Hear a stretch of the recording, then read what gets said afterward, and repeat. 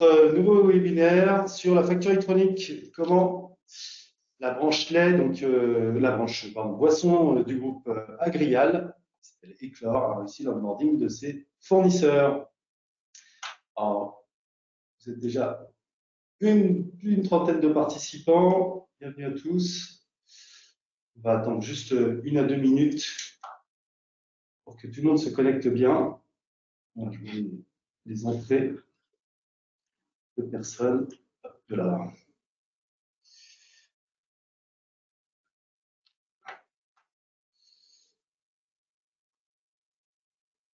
Je vais descendre en attendant que l'année prochaine, on puisse reprendre des meetings en présentiel, exactement. Les termes à la mode, présentiel. Donc, avec nous ce jour, Sipan Grégorian. Je vous laisse vous présenter, Sipan. Bonjour, Sipan Grégorian, donc responsable de la comptabilité fournisseur de la branche boisson d'Agrial depuis 2018. Et donc, j'utilise Basware et le invoicing depuis mon arrivée. Super, très bien. On va détailler cela. Merci beaucoup pour la participation. Également Benjamin Fourier. Bonjour à tous. Donc, Benjamin Fourier, effectivement, je suis en charge de l'offre advisory chez Fluxim. Donc, tous les parallèles à nos projets d'implémentation, dont on va beaucoup parler aujourd'hui, c'est tout ce qui va concerner les activités métiers autour des processus, autour de la conduite du changement et autour de l'onboarding fournisseur, qui est un sujet en tant que tel. On fera quelques bonnes pratiques qu'on constate sur nos projets. Exactement. Et donc moi-même, Ralph Robaille, directeur commercial de l'entité France de Fluxim. Bon, je pense qu'on va pouvoir lancer l'ensemble des slides. Ça se connecte. Très bien. Alors, je rebascule sur la présentation. Donc, Agrial. Donc, on laisse la main à Sipan pour nous présenter le groupe Agrial et plus particulièrement ensuite la branche boisson. Voilà, donc Agrial, donc plusieurs branches. On a la branche lait, la branche légumes, la branche boisson et la branche viande. Sachant que donc la branche boisson est la plus petite branche, on va dire, du groupe, et la branche lait, la branche qui a le plus de chiffre d'affaires, dans le sens où nous, la branche boisson a intégré la solution Basware en 2014, et on est sur un projet d'harmonisation de cette solution-là au sein du groupe Agrial. Et la branche lait a opté en fait de passer sur l'outil Basware avec Fluxim courant début 2022. Nous, on est déjà en place depuis 2014. Exactement. Voilà, ça c'est les quatre branches du groupe. Tout à fait. Donc c'est un groupe qui est national à l'origine, mais très international. Je crois que ça pèse environ 5 milliards d'euros de chiffre d'affaires, je crois, globalement. C'est ça environ. On a des sociétés un peu basées partout dans le monde, donc surtout aux États-Unis, en Angleterre, et la plupart des sociétés sont situées quand même en Europe, enfin, surtout en France. Exactement. Donc c'est pas très connu du grand public, mais à l'inverse, on connaît pas mal de marques plus au quotidien, dans nos courses ou Oui. dégustant des plats. Voilà, je vous laisse découvrir les marques, mais tu peux peut-être faire comment? Oui, je vais surtout parler de la branche boisson. Ouais, bien sûr. Donc, je vais surtout parler de la branche boisson, parce que c'est celle où je connais un peu plus de marques, mais bon, c'est vrai que les autres marques sont assez connues quand même dans le marché. Donc, la branche boisson, donc on vend essentiellement du cidre sous les marques Écusson, Loïc Raison, que vous connaissez peut-être, et d'autres produits régionaux comme Kérizac ou Bayeux pour la Bretagne.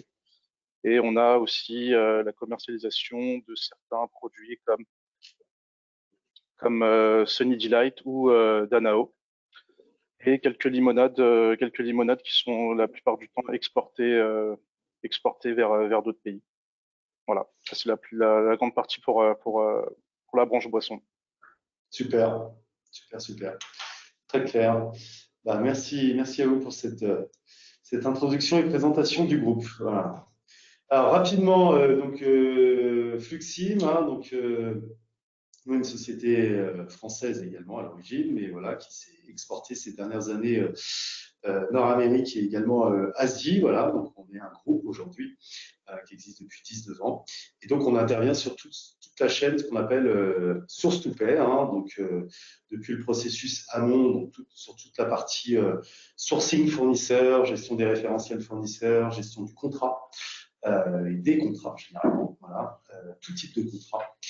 Et puis également toute la chaîne procure to pay, hein, qu'on va un peu plus détailler dans le cadre de ce webinaire, avec la partie de onboarding effectivement des fournisseurs. Et également, on intervient sur une niche du procure to pay, qui est la demande de voyage et toute la gestion de la dépense collaborateur, gestion de la dépense des notes de frais. Voilà. Et donc, on n'est pas éditeur, hein, on représente des éditeurs, mais on est le premier distributeur et intégrateur des solutions qui sont présentes en bas. Donc, que ce soit Evalua sur toute la partie source to contract, Serial Lab sur vraiment la gestion pure du contrat, Basware sur le procure to pay et Nautilus sur la partie frais de déplacement. Voilà, avec toute une batterie de services qui vont depuis le conseil jusqu'à bien sûr l'intégration des plateformes que l'on propose et tout le support. Donc, ce qu'on aime à dire, c'est que nos clients nous apprécient parce que ce qu'on commercialise, on va le mettre en œuvre. Donc, on va être vigilant sur ce qu'on va vous raconter en avant-vente parce que c'est nous qui allons être associés à la mise en place de la solution. Donc, pas de crack en amont parce que c'est compliqué à mettre en œuvre. Et on va être vigilant à la mise en œuvre parce que demain, on va assurer aussi le support des plateformes qu'on commercialise. Donc, aujourd'hui, on a à peu près 360 clients sur les différents pays où on œuvre avec des projets nationaux mais également internationaux. On va voir au travers de clients, on intervient dans tout secteur d'activité, toute taille d'entreprise, des projets exclusivement sur un périmètre, des projets très très larges qui vont du source qui vont consacrer qu'une partie des activités que l'on peut proposer.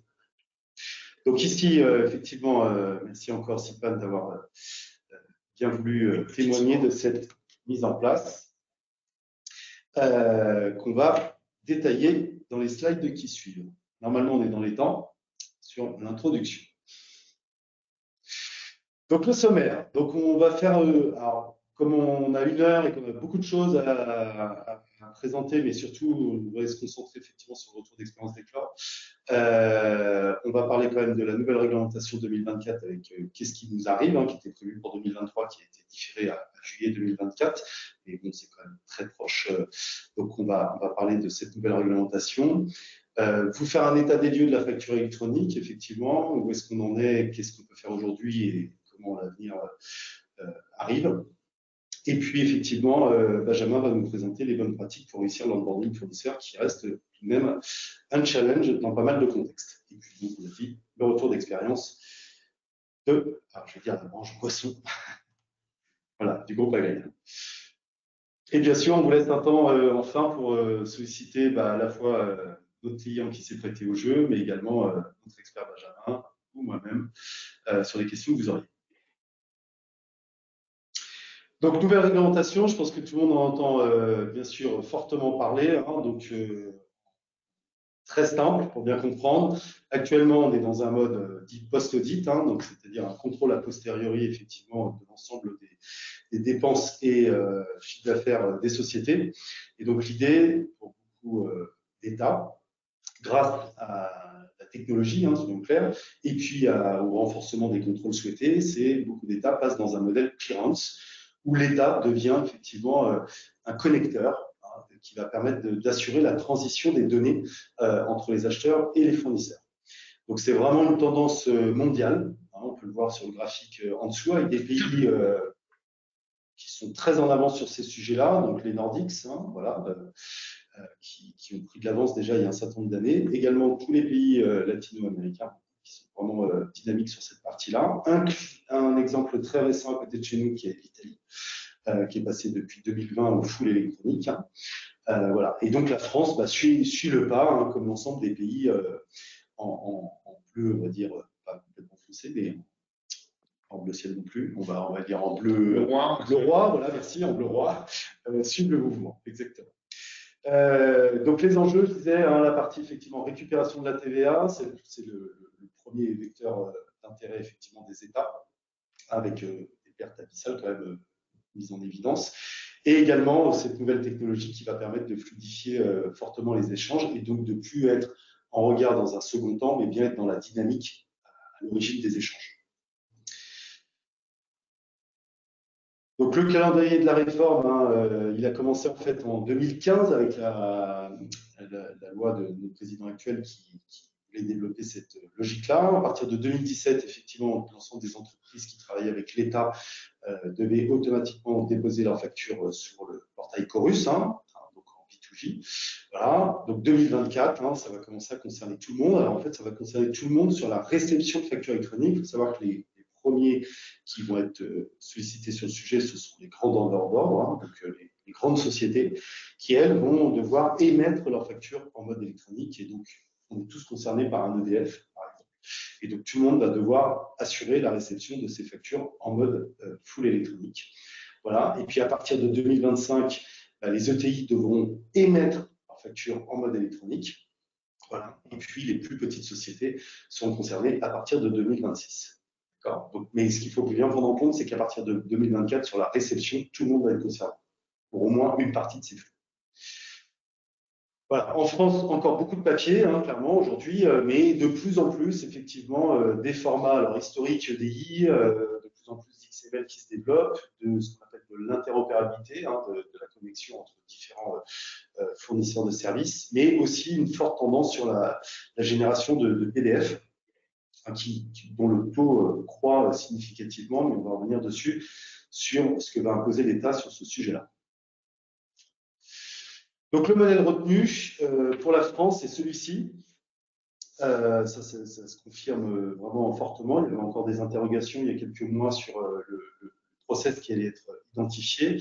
Et donc c'est celui-ci donc, qui se matérialise par le fait que, bien sûr, en France, on est plus fort qu'ailleurs, en tout cas on veut encore plus de contrôle. Donc on a choisi la double voie, c'est-à-dire la voie du e-invoicing, donc la transmission de factures électroniques, mais également du e-reporting, ce qu'a fait le choix par exemple du Portugal ou de l'Espagne. Ils ont fait le choix du e-reporting, l'Italie a fait le choix du e-invoicing, et bien en France on cumule les deux et on va avoir ce double flux à mettre en œuvre pour l'ensemble des entreprises. Donc à la fois un flux de transmission des factures, mais également de données complémentaires auprès de l'État.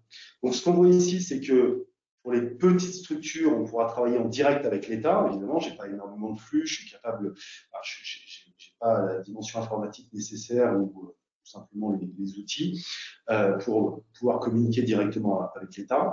Et ce qui va se passer pour la majorité des entreprises, on va dire, PME, ETI et puis grandes compagnies, c'est de passer effectivement par des plateformes privées qui vont assurer la transmission des données parce qu'elles vont permettre de générer multicanaux, à la fois de transmission, parce qu'évidemment on travaille avec l'État pour un certain nombre de factures, mais aussi avec d'autres clients, alors ça c'est pour la partie mission, hein, d'autres clients qui vont être à l'étranger. Donc l'intérêt des plateformes, c'est qu'elles vont permettre de satisfaire à plein de formatages de fichiers en fonction des attendus de la personne qui va, la société qui va réceptionner la donnée.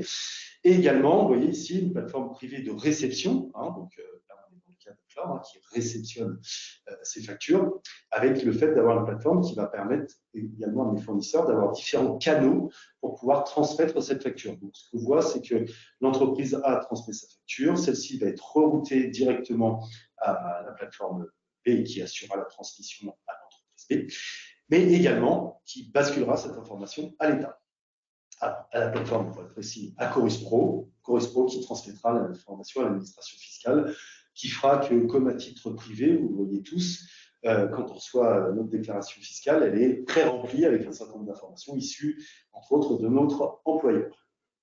C'est clairement la même logique. Hein. Demain, il y aura plein de choses qui seront pré-remplies au regard des informations qui auront déjà été distribuées en main. Voilà, une overview pour comprendre un peu les flux et les échanges de données. Donc, ce qu'il faut retenir, c'est qu'effectivement, on va avoir de plus en plus de plateformes, hein, et on va dire que ces plateformes sont interopérées, elles communiquent entre elles pour s'assurer la transmission de données et que vous puissiez réceptionner l'ensemble des informations en provenance de vos fournisseurs, à la fois nationaux mais également étrangers.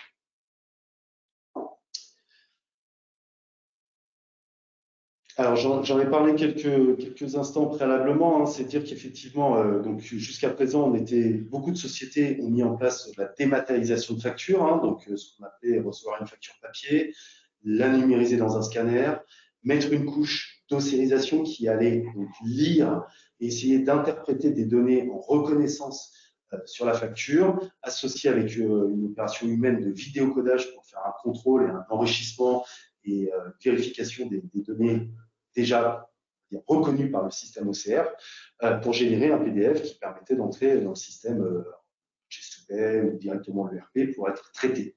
Hein, c'est vraiment la partie amont, la partie réception de la facture. Ça, bah, c'est clair qu'on arrive sur vraiment la fin de vie. Hein. Alors, on vit déjà pour un certain nombre d'entreprises, mais on va dire que ça va être généralisé à tout le monde. Ça n'existera plus. On va basculer vraiment dans le monde de l'électronique. Donc, quelque chose qui a suppléé rapidement et simplement à la facture électronique, c'est le PDF, hein, de façon majoritaire aujourd'hui. Donc, c'est-à-dire que dès la génération de la facture client, j'ai mis ma facture client, je l'ai mis directement en PDF et donc je vais avoir un outil qui va me permettre de réceptionner directement un PDF, ce qui va m'éviter toutes les opérations de numérisation. Ce qu'on voyait dans les grandes entreprises, surtout dans, on va dire, dans l'agroalimentaire, chaîne, tout ce qui va être dans le champ Leclerc, etc. Beaucoup d'EDI, dans l'industrie automobile également. Hein, donc ça concerne des gros fournisseurs, c'est complexe à mettre en œuvre, c'est onéreux à mettre en œuvre, hein, c'est du 1 pour 1, donc c'est des échanges vraiment unitaires, mais pour des forts volumes, donc ça a un véritable intérêt, mais c'est vrai que c'est compliqué, c'est difficile à généraliser pour tout le monde. Ce qu'on tend, c'est que le XML a pris un peu le pas sur un certain nombre de flux, mais pareil, ça reste encore du 1 pour 1. Ce qui va arriver demain, c'est la facture X qui va être un combinatoire, hein, c'est plutôt ce que l'État va attendre, c'est-à-dire un PDF, mais associé à également une donnée XML qui, dans le temps, va être normée. C'est l'objectif, hein, en tout cas au niveau européen, d'avoir une norme sur ce XML qui va faciliter les transactions et la lecture et l'extraction des données depuis ce fichier.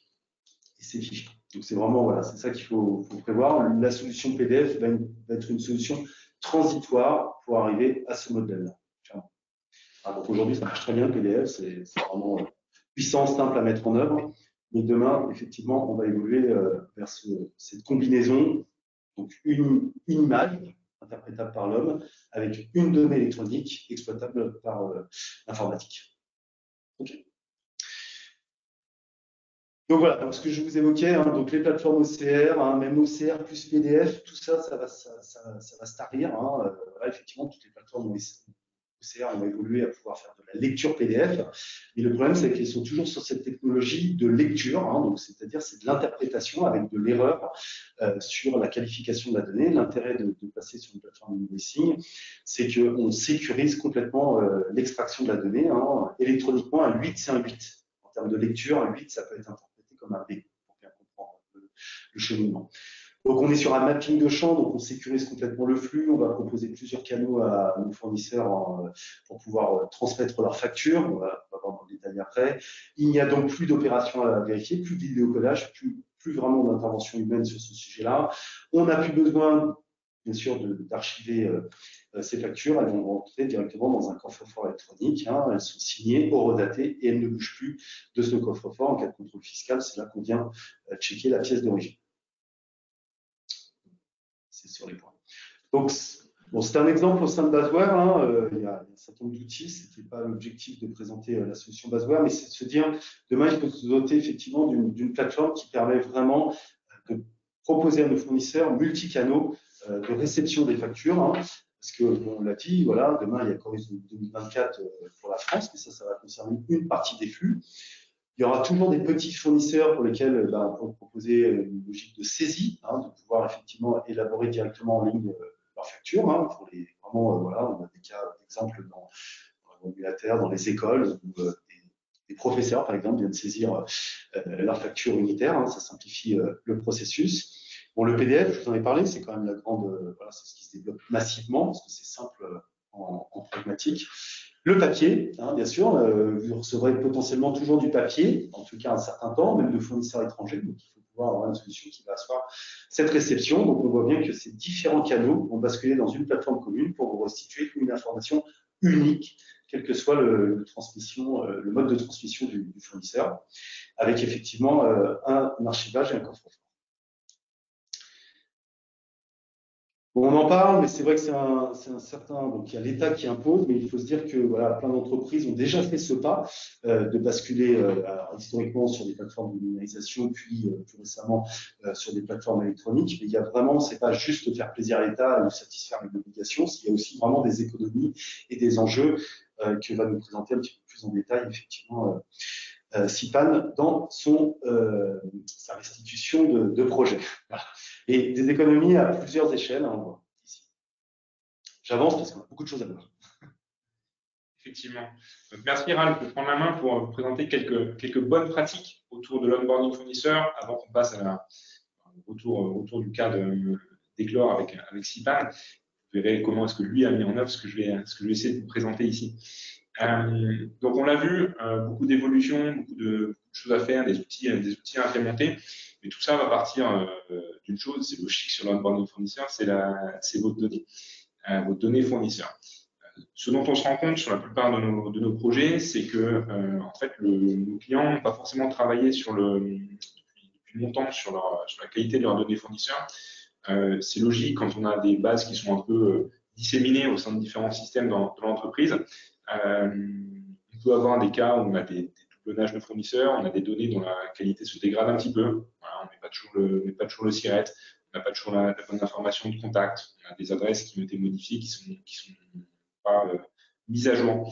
Donc tout ça, c'est des problématiques de qualité de données. Il n'y a rien c'est pas en tout cas bloquant dans votre activité au quotidien, c'est des choses qui se gèrent. Mais dans tous les cas, pour le passage à la facturation électronique, c'est quelque chose dont vous aurez besoin, puisque évidemment, on parle d'onboarding fournisseur, donc il faut bien avoir les bonnes informations pour eux pour les contacter. Et même à plus long terme, quand vous allez recevoir des factures électroniques de vos fournisseurs, la facture sera identifiée en fonction des infos que vous avez dans vos référentiels. Donc c'est un incontournable en fait. Il est nécessaire de nettoyer son référentiel fournisseur. C'est pas un prérequis à une quelconque réflexion autour de la dématérialisation, mais c'est souvent quelque chose où on voit nos clients travailler en parallèle sur ces deux sujets. Et ça tombe bien puisque nous chez Fluxim, on peut vous aider aussi là-dessus. Pas l'enjeu de faire de la pub aujourd'hui, mais c'est des projets sur lesquels on évolue régulièrement sur du nettoyage de la base de données. On a mis en place quelques algorithmes aussi pour enrichir.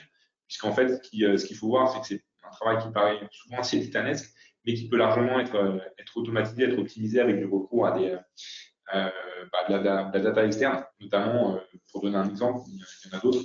On a une base aujourd'hui, Sirène, qui est fournie par l'INSEE en France, qui est gratuite d'accès et qui peut nous permettre souvent d'améliorer significativement la qualité des données fournisseurs et d'enrichir les données. Voilà, un incontournable, pas un prérequis, mais c'est quelque chose auquel il faut penser pendant le projet à un moment donné.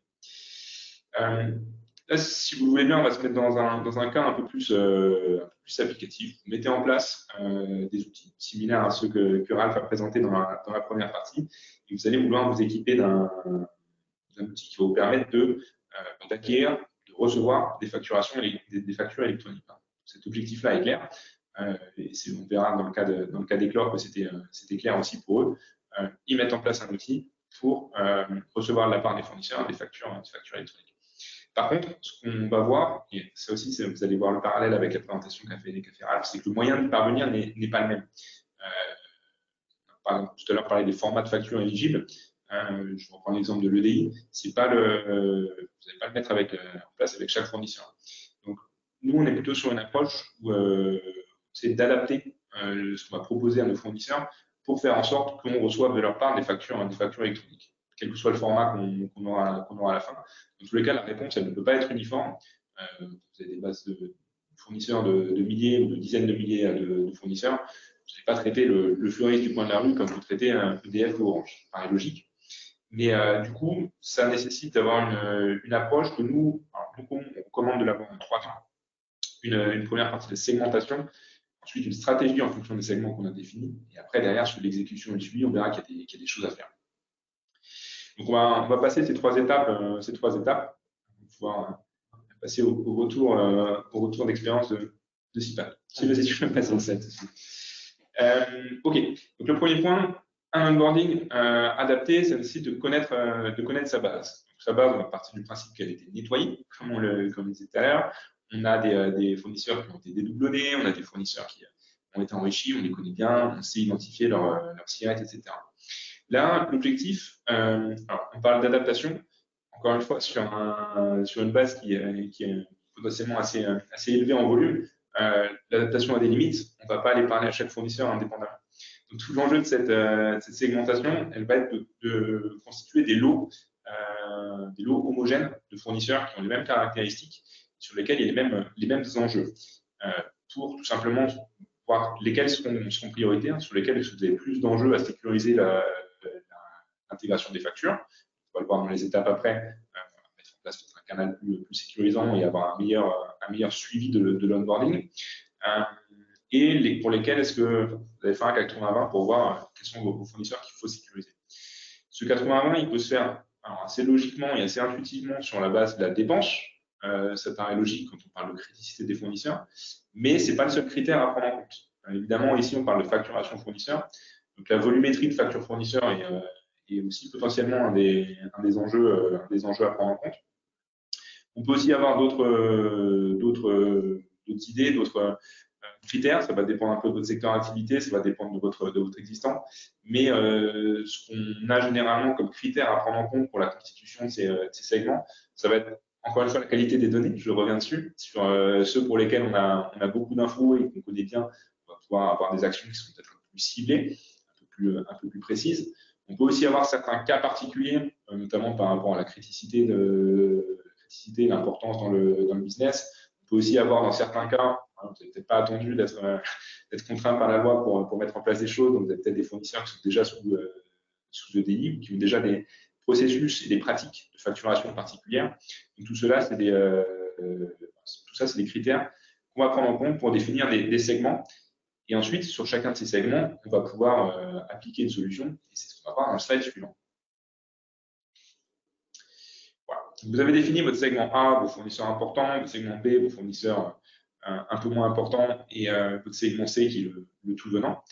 Il va falloir mettre ça en place concrètement avec ça en parallèle avec vos possibilités. Vous avez implémenté un bel outil, vous êtes en cours d'implémentation. Vous avez plein de possibilités qui s'offrent à vous pour l'acquisition des factures. Vous pouvez avoir de la saisie manuelle, vous pouvez avoir une intégration par PDF, en EDI, etc. Vous pouvez passer par un prestataire. Tous ces canaux d'acquisition que Aurel vous a présenté un peu plus en détail tout à l'heure, je ne vais pas revenir dessus. Mais qui sont autant de moyens en fait et autant de solutions pour onboarder vos fournisseurs. Évidemment, il y a l'aspect interne. Pour X ou Y raison, vous pouvez avoir choisi de mettre en place tel ou tel canal.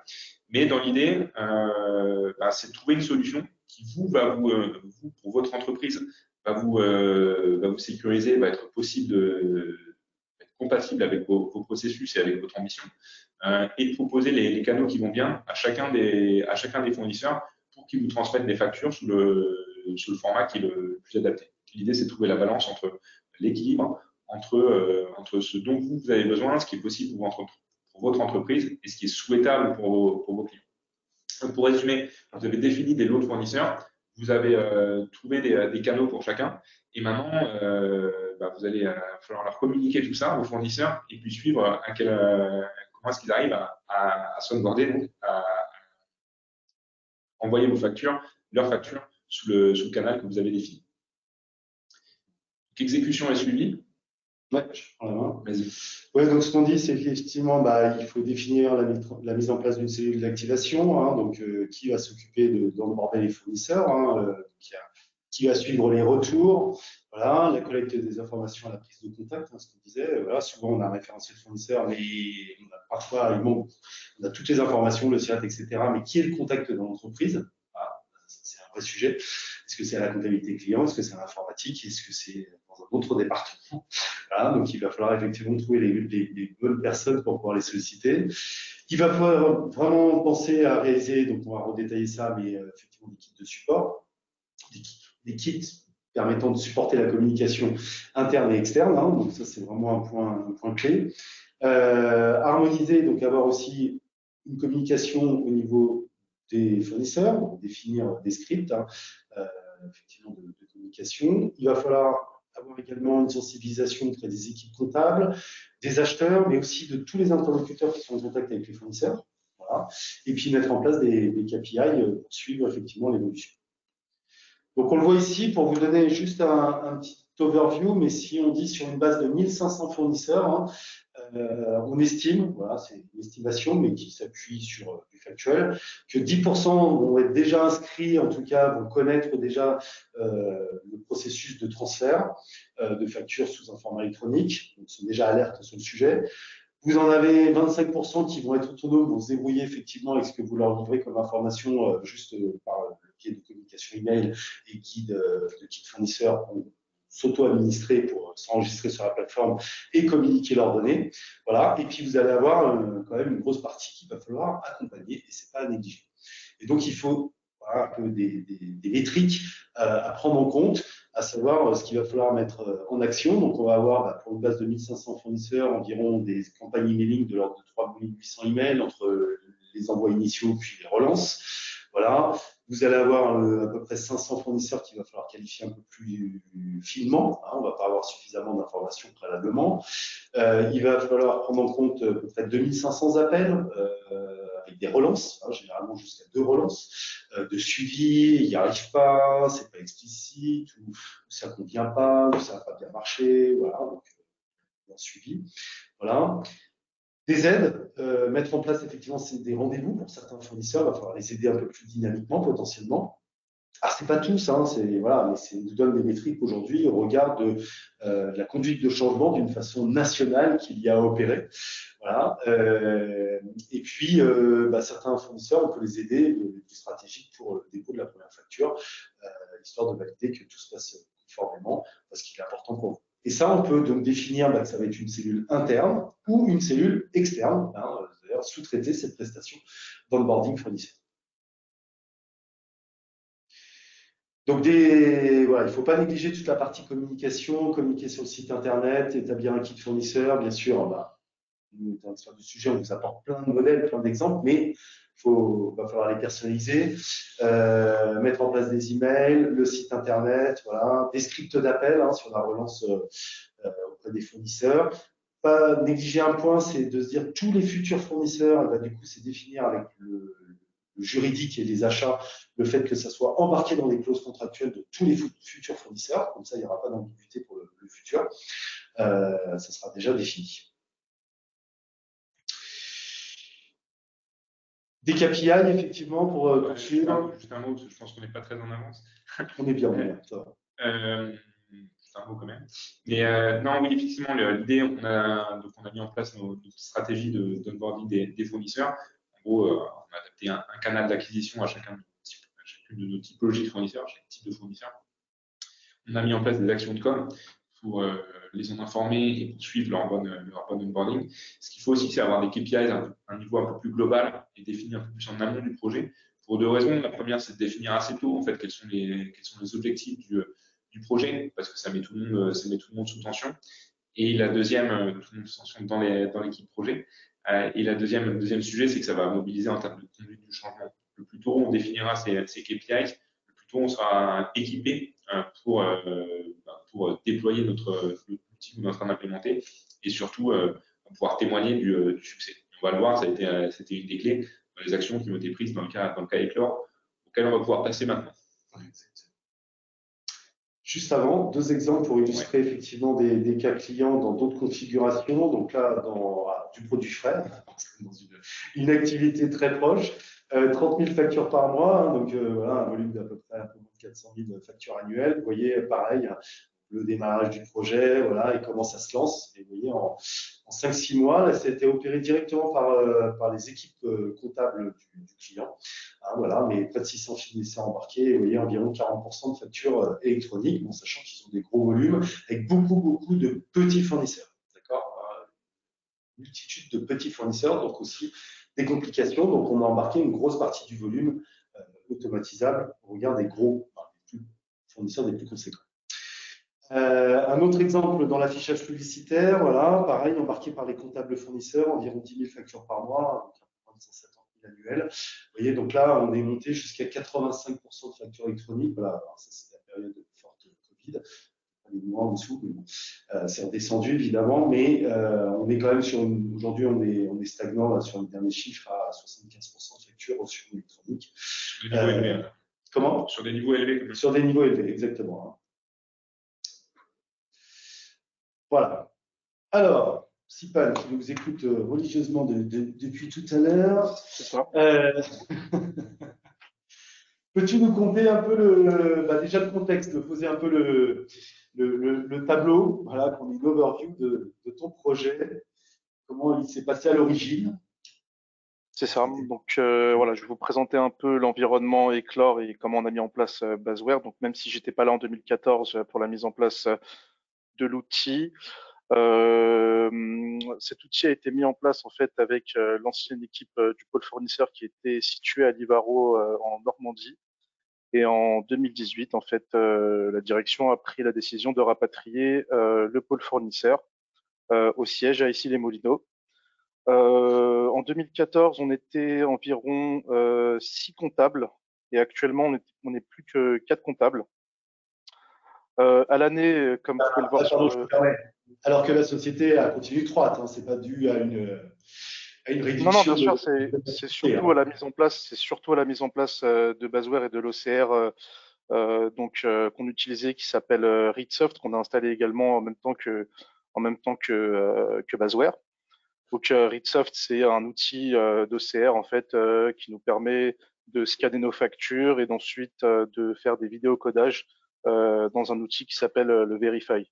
Donc avant que la facture arrive dans Baseware, on avait tout de même 2 étapes à faire avant de pouvoir traiter la facture comptablement dans Baseware. Donc il y avait la réception de la facture, le tri des factures reçues par papier, qui est une tâche très chronophage et qui j'estime par personne et par jour, pour une personne, prend environ entre 2 à 3 heures par jour entre le tri des factures, le scan et le vidéocodage dans l'outil Verify avant de pouvoir justement nous permettre de comptabiliser la facture depuis l'outil Baseware.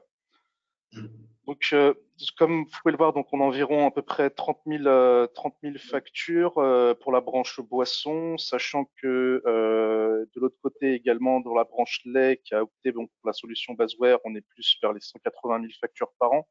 Donc, voilà, c'est un outil qui peut être adapté à beaucoup d'environnements et peu importe le nombre de factures par an reçues de la part de vos fournisseurs.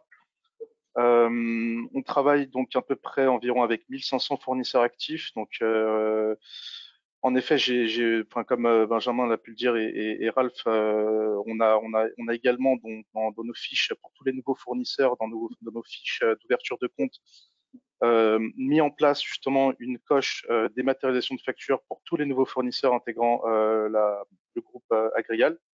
Et contractuellement, ce sont des choses qu'on a mis en place avec le service achat et le service juridique pour que tous nos fournisseurs soient prennent bien compte de cette nouvelle méthode d'envoi de factures fournisseurs. Donc voilà, donc on est à peu près donc 4 comptables. En tout, on a donc 200 approbateurs. Ça, c'est vraiment dans l'outil Baseware. Et on a mis en place, donc là je vais revenir dessus, sur l'invoicing à partir de 2021, quoi. Début 2021. Voilà. Alors qu'on comprenne bien, effectivement, 94, on met une solution donc on-premise installée sur serveur avec une plateforme OCR plus un moteur de gestion. Et là, tu arrives en 98, tu prends effectivement la responsabilité du pôle comptable. 2018. Donc 2018. Pardon. Oui, 2018, oui. C'est ça? Ensuite. Oui, 2018, oui. 2018, j'ai dit 2018, pardon, en 2018. Tu prends la responsabilité du pôle comptable donc ici les Moulineaux, qui est déplacé du Verron ici. Et là, on discute effectivement pour mettre en place la plateforme SaaS avec le remplacement de Readsoft par une plateforme e-invoicing. C'est ça. Ok, top, très clair, super. Donc, d'où le fait que tu dis 6 comptables et aujourd'hui, tu as basculé à. Du coup, maintenant, il n'y a plus que 4 comptables qui opèrent le traitement. Oui, pour cette société. Oui. Exactement. Donc, mise en place du CSP, effectivement. Alors, il y a une particularité chez Eclore, c'est que vous avez plusieurs systèmes d'engagement aussi. Ça, c'est un point d'attention, parce qu'on fait beaucoup, 80% des factures sont attachées à une commande, enfin, sont rattachables à une commande. Hein, Exactement. C'est ça, exactement. Donc, en fait, on a 7 sociétés juridiques au total dans la branche boisson et toutes les factures, enfin, la plupart des factures, donc en hauteur de 80%, sont comptabilisées et approuvées via une commande qui provient de différents outils. Donc, on a 3 outils différents. Donc, on a Sage, qui est à la fois notre logiciel comptable, mais qui a aussi un module achat qui s'appelle Sage Command, qui est essentiellement les commandes de frais généraux, et tout ce qui est hors production. On a l'outil GMAO qui a aussi le nom Siemens, peut-être que vous connaissez. Ce sont un outil de commande qui est essentiellement utilisé pour les pièces détachées et la maintenance des machines et par exemple la ligne d'embouteillage. Et on a ID400 qui est connu aussi sous AS400, sous le nom d'AS400, qui est en fait l'outil de commande pour tout ce qui est matière sèche, matière première et transport. Et en fait, toutes ces commandes-là sont compatibles avec l'outil Basware. Donc, Basware est au centre et autour, on a ces 3 outils qui sont connectés pour justement obtenir toutes les informations de tous nos ERP dans dans une seule et même plateforme qui est Basware. Exactement. Donc ça facilite, toi, tu as une vue centralisée de tout le flux de dépenses en un seul point. C'est ça. Les comptables, effectivement, ont le même process de fonctionnement. Comment s'organiser les comptables d'ailleurs par activité, par société, comment organiser le CSP? Donc, nous, on est organisé par flux. Donc, on a des comptables qui s'occupent essentiellement de tout ce qui est facture hors production, d'autres qui sont essentiellement pour tout ce qui est matière sèche, transport. Et en fait, on est vraiment organisé on va dire, par outil, quoi, selon nos 3 outils. Selon notre outils. Ok, très clair. Très clair. Tout ce qui est effectivement gestion des litiges, est-ce que la piste d'audit fiable, tout ce qui va être traçabilité, tu retrouves tous les éléments souhaités dans la plateforme?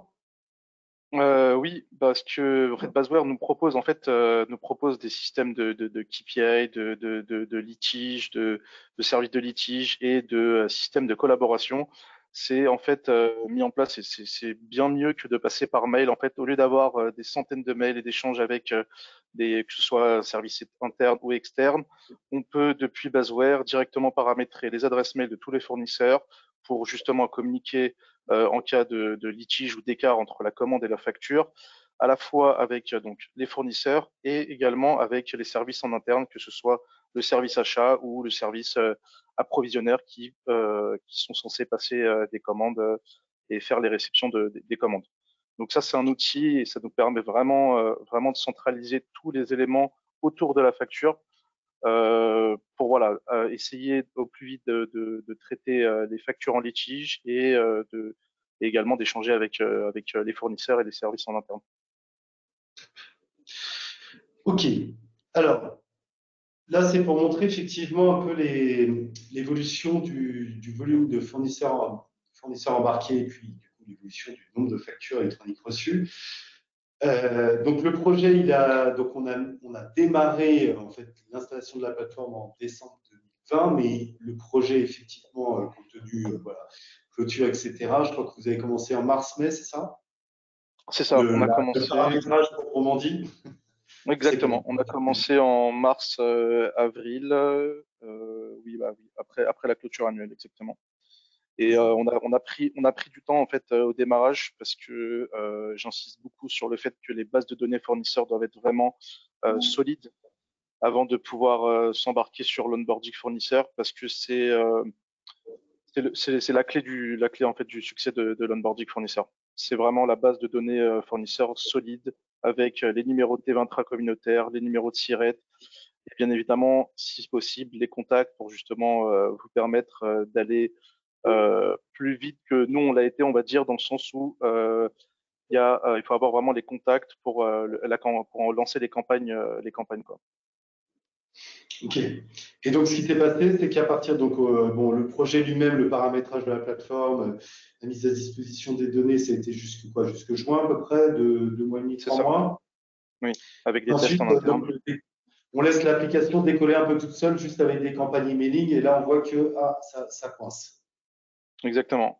Et depuis, donc ça a coincé, on n'arrivait pas à avancer avec nos fournisseurs et il faut être assez staffé, on va dire, avoir une équipe complète pour pouvoir justement mener à la fois les campagnes, les relances, les appels téléphoniques, les prises de rendez-vous. Donc nous, on a vu que ça marchait pas enfin ça marchait pas chez nous parce qu'on n'avait pas le temps nécessaire pour se consacrer à cet onboarding. Donc on a décidé d'externaliser ce projet-là vers un partenariat, enfin un partenaire de Fluxim qui est GESForm. Et donc, on a travaillé avec GESForm, donc on a commencé à travailler en octobre. Et là, tout de suite, on voit que qu'avec GESForm, le nombre de fournisseurs qui intègrent la solution a grimpé considérablement. Donc, on va continuer à travailler avec GESForm. On est sur voilà, on est sur la première phase et je pense que, enfin même c'est sûr, on va lancer la deuxième phase début janvier pour d'autres fournisseurs. Exactement. Bon, ce qu'on voit, ce qui est intéressant, c'est que grossièrement 10% de votre volume fournisseur embarque déjà 50, plus de 50% de la donnée. Donc, c'est un pari réussi. Donc, GESForm, effectivement, pour les présenter en 2 minutes, on travaille avec eux de longue date sur la numérisation à l'époque des notes de frais. Et puis, on les a approchés. Donc, GESForm, c'est un ESAT, donc une entreprise effectivement qui permet un certain nombre d'avantages. Le premier, c'est le côté citoyen des entreprises, on va dire, RSE, voilà. Et donc, au regard de cela, bah, ils ont effectivement développé une offre pour accompagner nos clients et puis d'une façon générale des sociétés sur l'onboarding fournisseur quand on n'a pas la bande passante. On rappelle bien, voilà, j'ai montré plusieurs exemples, des clients qui le font tout seuls, la plateforme, mais il faut quand même, il faut y consacrer du temps. Voilà, c'est ce qu'on veut mettre en avant et je pense que Sipan en témoigne significativement bien. Voilà, 100 ans, en tout cas les chiffres le témoignent, 100 ans alloués, ça ne s'invente pas du tout. Super. Alors, donc on voit donc tu en as parlé un petit peu, mais si tu veux redétailler 2 minutes sur le sujet, donc qu'est-ce que tu as constaté comme gain entre justement cette plateforme OCR entre guillemets vieillissante et puis ce qu'a apporté l'invoicing et qu'est-ce que ça va te permettre de générer demain encore que tu as prévu? Le gain de temps, c'est surtout sur l'intégration des factures fournisseurs dans l'outil Baseware. C'est-à-dire que on grille des étapes, c'est-à-dire on sucre en fait l'étape réception de factures papier, surtout avec la crise sanitaire. Et nous, on était en télétravail depuis maintenant 2 ans, c'est-à-dire que depuis le 15 mars 2020, on était en télétravail. Donc, on a mis en place des envois de factures via une boîte mail générique, mais bon, ça n'a pas vraiment fonctionné. Donc, on a vite pris la décision de passer par l'invoicing justement pour ne pas être surchargé par les mails et ne plus aller. Donc, on n'avait plus la possibilité d'aller au siège pour justement pouvoir scanner les factures qui prenaient un temps fou. Et le gain de temps, c'est vraiment sur ça, sur le fait d'intégrer les factures le plus rapidement possible. Et c'est surtout que quand l'invoicing, la mise en place donc par fournisseur est faite correctement, on a directement notre facture dans l'outil, c'est-à-dire qu'on se préoccupe pas de savoir si voilà est-ce que la facture est arrivée, pas arrivée. Le fournisseur fait le nécessaire pour envoyer la facture depuis le portail et elle arrive automatiquement. Alors c'est de l'envoi à l'intégration de la facture dans Baseware, c'est exactement 2 minutes pour que la facture arrive dans l'outil. Donc c'est un gain de temps, comme je vous l'ai dit tout à l'heure, c'est le fait de trier les factures, de scanner les factures, ça nous prenait entre 2 à 3 heures par jour. Donc ça c'est un gain de temps et même pour le suivi, des KPI et de l'intégration des factures et la comptabilisation en temps et en heure des factures et surtout sur le délai de traitement et le paiement de nos fournisseurs, on a un gain de temps considérable. Très bien, très clair, effectivement. Oui, fiabiliser les données aussi, plus d'erreurs de saisie. Effectivement, cette opération de vidéocodage qui, même après Oui. le vidéocodage, pouvait générer encore quelques erreurs. Ouais, ça, tu l'as bien précisé, le fait que le 8 se confonde avec un B. Enfin, j'ai d'autres exemples. J'ai le 0 avec le O. Des fois, on se retrouvait à scanner 2 fois la même facture avec 2 numéros différents. Et donc, Baseware qui a la capacité de reconnaître en fait les factures en doublon, n'arrivait plus justement à reconnaître ses factures en doublon puisque la facture ne portait pas le même numéro. Donc on avait pas mal de ce type d'erreur et surtout que la plupart des factures qui sont envoyées via la boîte mail ou directement par papier, voilà, c'est des PDF images quoi, la plupart du temps, alors que là c'est vraiment des PDF texte. Et avec les PDF texte, justement, on a très peu de chance, enfin même zéro. Pour l'instant, j'ai pas eu de soucis de ce côté-là. Mais avec le PDF texte, voilà, on n'a plus ces problèmes de B qui se transforment en 8 après le vidéocodage. Et sachant que le vidéocodage, quand même, ça prend énormément de temps. Donc le Exactement. vidéocodage, en fait, il est fait, le Baseware Invoicing, ce qui est bien, c'est que le fournisseur va vous envoyer la première facture.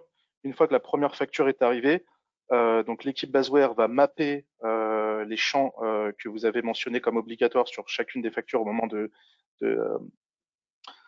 du projet. Et de là, une fois que la facture est mappée correctement, bah, le fournisseur il peut envoyer autant de factures qu'il veut, ça sera toujours mappé de la même manière et on n'aura aucun problème, en tout cas au niveau des montants, des numéros de facture et ainsi de suite. Il y a pas mal de choses qui nous font avancer quand même dans ce sens. Cadre comptable, est-ce que tu envisages de regard des gains générés par cette partie invoicing? Et puis là, on est sur un volume entre guillemets déjà significatif en termes de factures, mais il y a encore pas mal de fournisseurs embarqués. Est-ce que tu envisages effectivement de redimensionner ton équipe comptable? C'est ça, c'est qu'en fait notre équipe est constituée donc d'une personne qui est en charge justement du relationnel avec le fournisseur, c'est-à-dire de répondre et d'intégrer en fait toutes les factures reçues et toutes celles qui sont reçues directement via la boîte mail générique qu'on a mis en place. Plus malheureusement, on a toujours des factures papier et j'imagine qu'on en recevra toujours. Bon, le but c'est quand même de diminuer au maximum ces factures papier.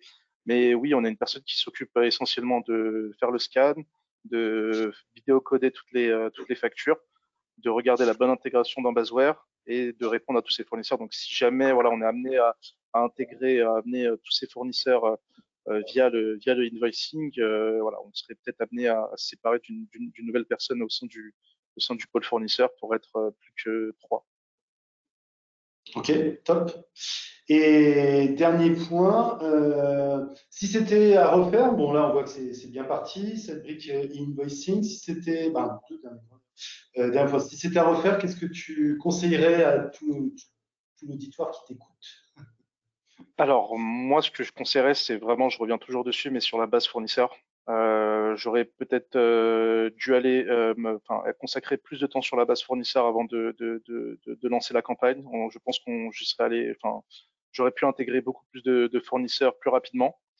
Parce que comme on a pu le voir, les 6 premiers mois, c'était vraiment des tests faits par moi et mon équipe et des campagnes automatiques. Mais la base fournisseur, très important, et peut-être avoir bénéficié de GESForm plus rapidement, quoi. Donc voilà, au départ, je pensais pouvoir faire moi-même le tout, mais voilà, l'aide de GESForm, comme vous avez pu le voir sur les graphiques, est très bénéfique pour nous. Ouais, ça a été effectivement significatif. Donc voilà, pensez à utiliser effectivement une entreprise adaptée. En tout cas, nous, c'est un conseil qu'on propose quand on voit que c'est compliqué d'embarquer. Mais comme on le dit, voilà, il faut commencer par se rendre compte du travail à faire. Souvent, on sous-estime. Et puis, une fois qu'on est dedans, on se dit, oh, il va peut-être me falloir un accompagnement. Voilà. Et donc, on peut vous proposer des solutions. En termes de déploiement, donc on est en contact effectivement là récemment, notre branche américaine est en contact avec les filiales d'Eclore aux États-Unis. Et puis, je crois qu'il y a d'autres projets dans le groupe. Donc, on a dit effectivement déployer la branche lait. Et puis également le groupe d'une façon générale. Il y a d'autres entités qui vont nous contacter, a priori. Oui, c'est ça, exactement. Non, non, il y a la branche agricole et la branche viande qui, on est en pleine discussion là en ce moment avec Agrel, donc ils sont sur le projet, en fait, ils sont sur le coup. Donc, en tout cas, la branche lait et la branche boisson a opté pour Fluxim et Baseware. Maintenant, je pense que les autres vont suivre les décisions du groupe. Bon, eh bien, écoute, on y travaille. Oui. On y travaille. Eh ben super, merci Sipan, effectivement. Je crois qu'on a encore 2 slides et puis on va pouvoir passer aux questions-réponses. Tu voulais passer sur cette Ouais, partie. rapidement, effectivement. Mais vous pouvez nous poser vos questions déjà en parallèle, hein, Oui, si vous en avez, messieurs, dames. allez-y sur le chat. Bah voilà, on a vu un beau projet avec Éclore, que Sipan nous a présenté en détail. On vous a présenté auparavant les enjeux et les tenants et les aboutissants de la réforme qui arrive, donc 2024, le 1er juillet 2024. Vous posez peut-être la question de comment être prêt pour cette échéance. Donc nous, notre approche chez Fluxim autour de ce sujet-là, autour du cadrage de ces sujets, avant de parler d'implémentation ou quoi que ce soit, bah, c'est d'évaluer son niveau de préparation en fonction de vos pratiques, en fonction de vos enjeux.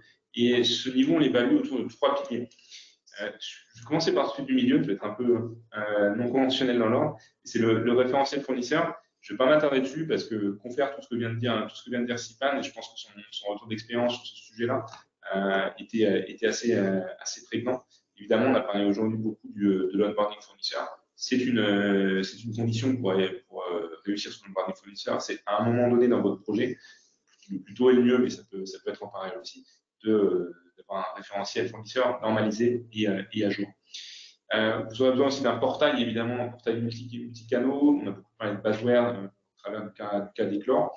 Dans tous les cas, il faut vous équiper d'une solution qui vous permettra de récupérer les factures en format électronique natif.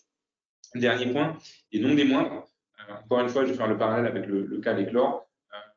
Il a réduit son équipe comptable, donc ça veut dire qu'en fait, il va falloir identifier la réduction de la charge, l'efficacité opérationnelle que vous avez réalisée, c'est plutôt positif. Et ça va vous permettre aussi de pouvoir remobiliser ces ressources, réallouer ces ressources sur d'autres tâches. Sur la comptabilité un peu plus avancée, sur la gestion des problèmes, sur peut-être des tâches en support des achats, peut-être de revoir aussi des gens qui sont plus sur du contrôle de gestion, sur de l'analyse. Donc tout ça, c'est des questions à se poser. Et le fait de remettre à plat les pratiques et les process en amont d'un tel projet va vous permettre d'avoir les éléments dimensionnants qui vont vous permettre, de préparer votre organisation future en facturation électronique, et deux, de voir une partie des bénéfices que vous allez pouvoir tirer de ce type de projet, et surtout de vendre entre guillemets en interne à votre management vos projets, parce que les ROI sont faciles à calculer une fois qu'on a ces données. Voilà. Facturation électronique 2024, soyez prêts, et on peut vous aider sur ce sujet. Je crois qu'il nous reste quelques minutes pour prendre les questions, c'est ça? Effectivement, on en a une première. Donc, on a quelqu'un qui nous pose la question: quel est le support de la DSI sur ce type de projet? Alors, je ne sais pas si tu veux répondre. C'est sur le projet en SaaS, hein, donc évidemment, plateforme, là, ce qui a été mis en place, hein, donc, la migration, c'est sur une plateforme SaaS. Hein, et voilà, quel est le besoin en IT dont tu as une utilité ou nécessité? Oui, en fait, oui, on a forcément besoin de l'IT. Alors pour la partie invoicing, pas tant que ça, à vrai dire. J'ai pas eu besoin, c'est surtout sur la migration SaaS où j'ai beaucoup plus besoin du service informatique. Et sur l'IT, pour l'invoicing, j'ai pas eu vraiment besoin vu que c'est la relation entre le portail et en fait c'est la relation entre le portail et notre base de données fournisseurs.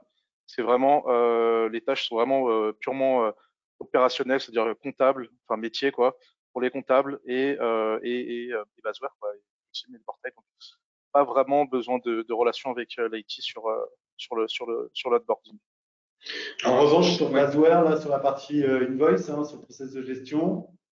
Oui, ça par contre, oui, ça on ne peut pas faire sans le service informatique qui est sollicité sans cesse pour justement mettre en place des fichiers. Alors, je suis pas informatique, mais enfin, il y a pas mal, de fichiers et de communication à faire entre justement le serveur externe avec notre environnement à nous. Voilà. C'est surtout ça, la mise en place de communication entre des fichiers de communication entre justement la partie serveur externalisé du coup maintenant avec la migration SaaS et l'environnement Éclore. Ouais, c'est particulièrement sur des problématiques d'interface qu'on va les solliciter. C'est ça. Et aussi en amont sur du cadrage, quand on réfléchit on va réfléchir au processus cible, mais aussi à l'architecture cible. Pour ça, il y a pas mal de questions à se poser parce que les interfaces, il y a des questions aussi à se poser sur la gouvernance des données. Pour tout ça, on aura besoin de l'IT, de la conception de la solution et pas que dans l'exécution des interfaces qu'on aura décidé. Dans la partie test, c'est ce que tu évoques. Une fois que ça tourne, est-ce que tu as encore besoin de l'IT une fois que c'est en production? Non, une fois que ça tourne, voilà, la plupart du temps, les échanges sont plus avec Fluxim qu'avec l'IT chez nous. Mais oui, c'est justement quand on a des problèmes, on va dire, on sait que la réponse est chez nous, donc on va avoir le service informatique en interne, mais il y a très peu de demandes, quoi. Dès que c'est bien cadré, voilà, normalement ça tourne. En tout cas, chez nous, ça tourne plutôt très bien même. Super, très clair. Très très clair. Est-ce qu'il y a d'autres questions dans l'Assemblée? Bon, la question évidemment qu'on peut se poser tous naturellement, mais est-ce que tu peux apporter une réponse, Sifan? Je te prends Oui. un peu avant. C'est compte tenu que c'est juillet 2024, encore du temps, pourquoi s'y attaquer tout de suite, quoi? Donc, est-ce que c'est pas trop tôt d'aborder le sujet maintenant? Alors, on a certains fournisseurs qui nous sont revenus vers nous en nous disant, voilà, on va attendre peut-être 2024 avant de le faire, mais bon, ce qui est fait maintenant ne sera pas fait plus tard. Donc, nous, on préconise justement cette solution-là et on voit enfin, c'est surtout on voit le gain de temps, quoi, et que ce soit côté fournisseur ou chez nous, ils ont une adresse mail à qui envoyer leur facture, à qui s'adresser, donc ils n'ont pas de contact non plus à chercher à droite à gauche pour essayer de retrouver si jamais une facture n'a pas été payée ou s'ils ont une question sur une facture là. Tout est centralisé dans un seul et même outil. Et j'ai eu également de très bons retours de la part de nos fournisseurs qu'on a réussi à intégrer de cette solution-là. Donc ils sont assez contents de ça. Et voilà, bah, après ça dépend des fournisseurs. Il y en a qui sont prêts à le faire maintenant, d'autres un peu plus tard. Voilà, tout dépend aussi de comment ils sont staffés de leur côté, si c'est possible ou pas. Mais enfin, après tout, c'est le paramétrage de leur ERP qui doit être fait en fonction de ce qu'on leur donne. Et une fois que c'est bien fait, voilà, une fois que le paramétrage de leur ERP est bien fait, donc voilà, ça roule. Et il y en Et a plein donc, qui sont. c'est clair. On va sur des projets complexes, des projets qui sont plutôt en interne aussi. Donc, effectivement, je rejoins ce qui a été dit, le plus tôt sera le mieux. 2024, c'est demain. On voit sur la quantité de préparation qui est nécessaire dans des grandes organisations, mais pas que, en fonction du système, du legacy, en fonction de l'existant, en fonction des pratiques aussi. On a beaucoup de choses à faire bouger en interne vis-à-vis des fournisseurs. Donc, préparez-vous le plus tôt possible. Ça va arriver rapidement.